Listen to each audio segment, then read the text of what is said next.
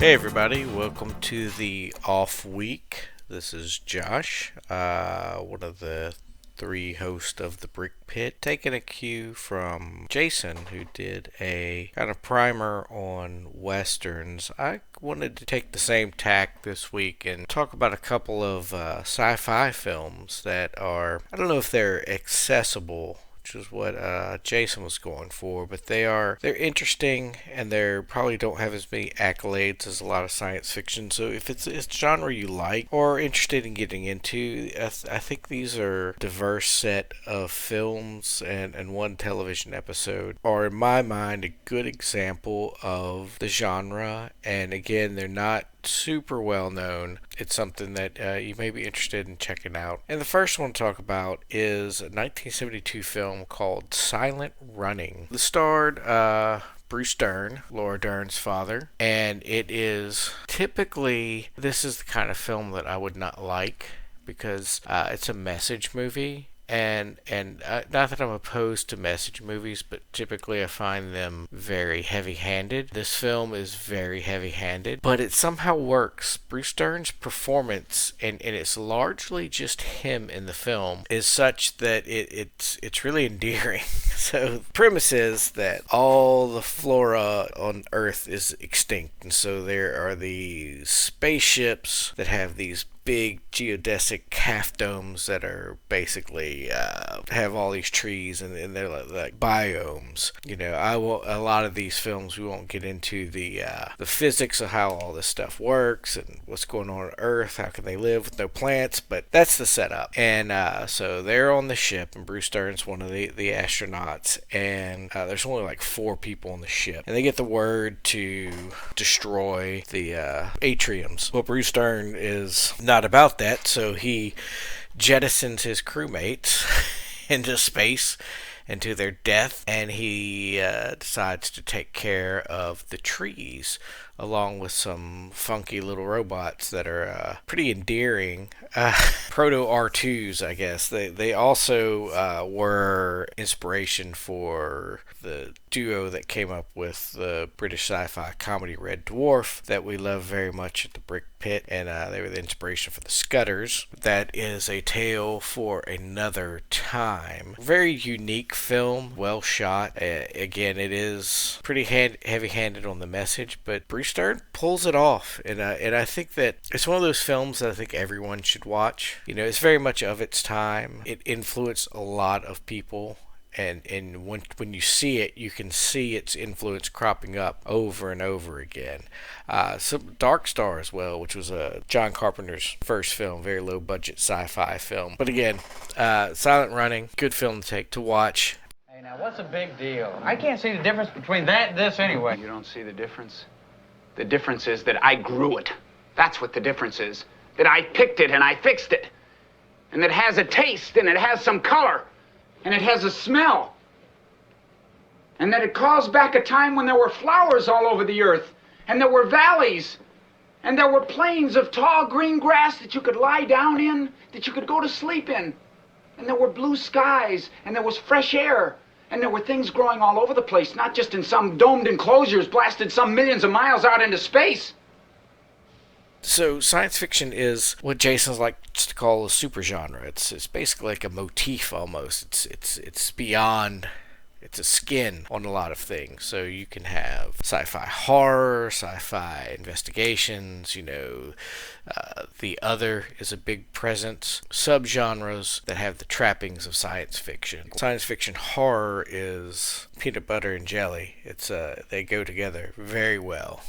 And there's a 1990 film called Hardware, directed by Richard Stanley. Stars Dylan McDermott and Stacey Travis. So the premise of this film is Earth is crap. There's no water. It's all deserty. We've bombed ourselves into oblivion, and this junk man finds this robotic head. He sells it to this space marine who's going to give it to his girlfriend for Christmas. She's using it in a sculpture. Well, turns out the thing was not totally dead, and it starts piecing itself together with all the accoutrements in the apartment and begins to wreak havoc. It is a hard R. It is violent. There's sexual and violence in the film. I watched it way too young. I rented it from Blockbuster. I thought it was what a cyberpunk RPG source book called Hardwired was based on. I was wrong, as I often am. That supplement was based on another book entirely. By the way, just to show my legitimacy, I knew about Johnny Silverhand when he looked like he was in a boy band and not a very gruff Keanu Reeves, for those of you that play Cyberpunk 2070. But Hardware is an excellent Terminator-esque horror film.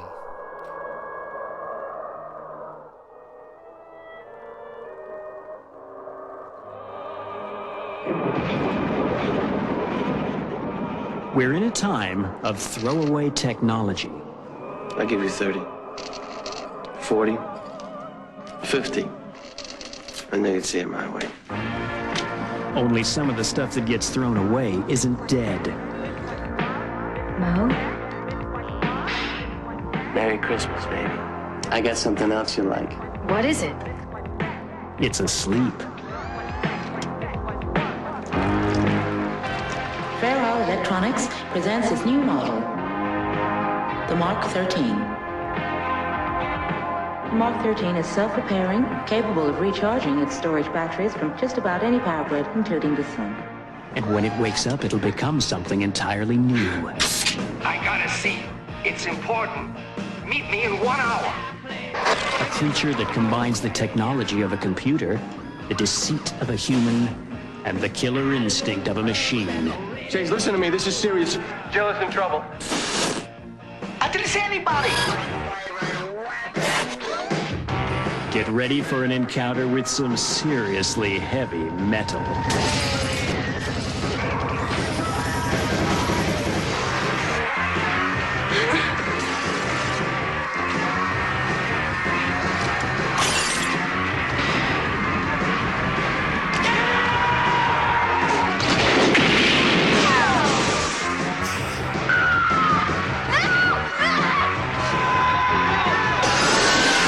Get ready for Hardware.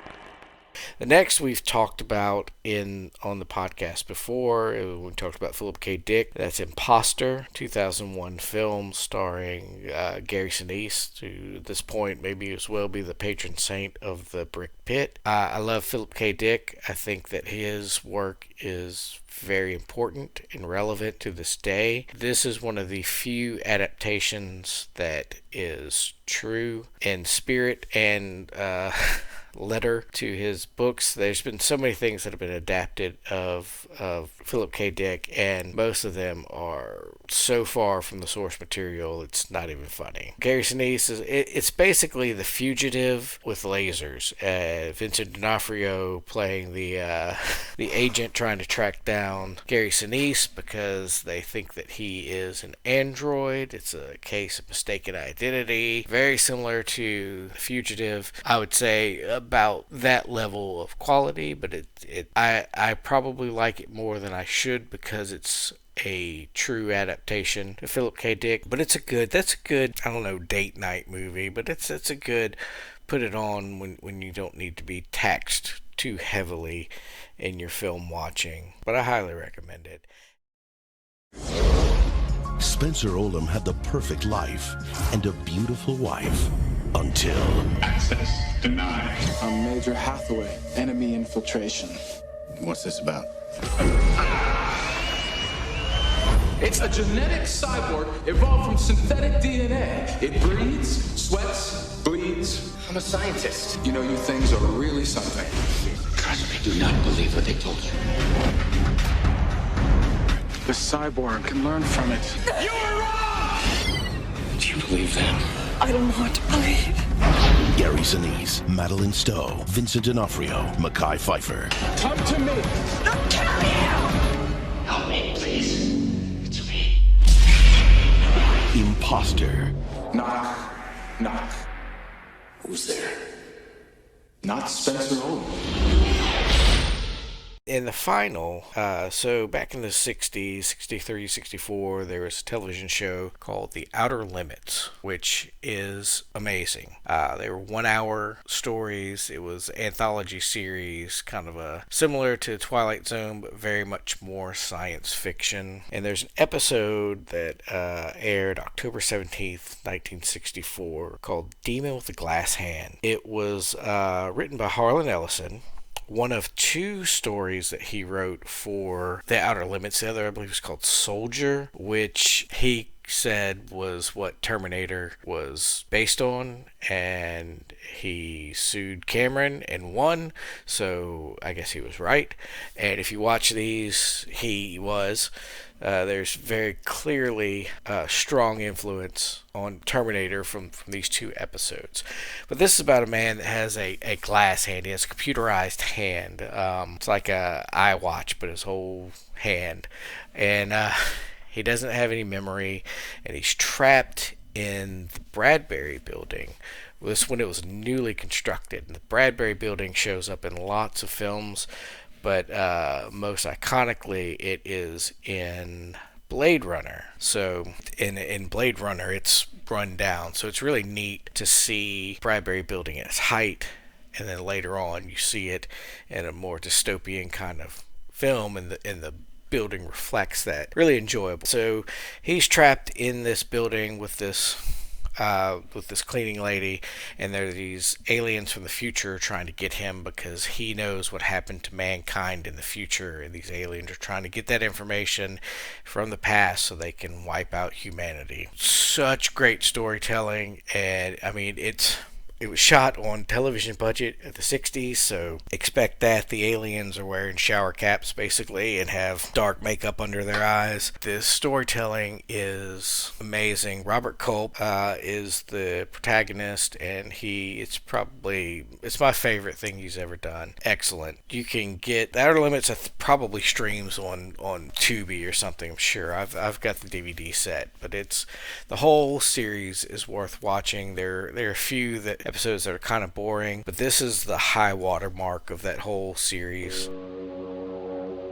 Through all the legends of ancient peoples, Assyrian, Babylonian, Sumerican, Semitic, runs the saga of the eternal man, the one who never dies, called by various names in various times, but historically known as Gilgamesh, the man who has never tasted death, the hero who strides through the centuries. Don't bother with The Outer Limits from the 90s. It was on Showtime or something. It's terrible. It's like every iteration of Twilight Zone after the original. They're all terrible. There you go. There's a couple things for you guys to chew on. As always, you can find us on Twitter at brickpit.com or brickpit, or email us at brickpit@gmail.com.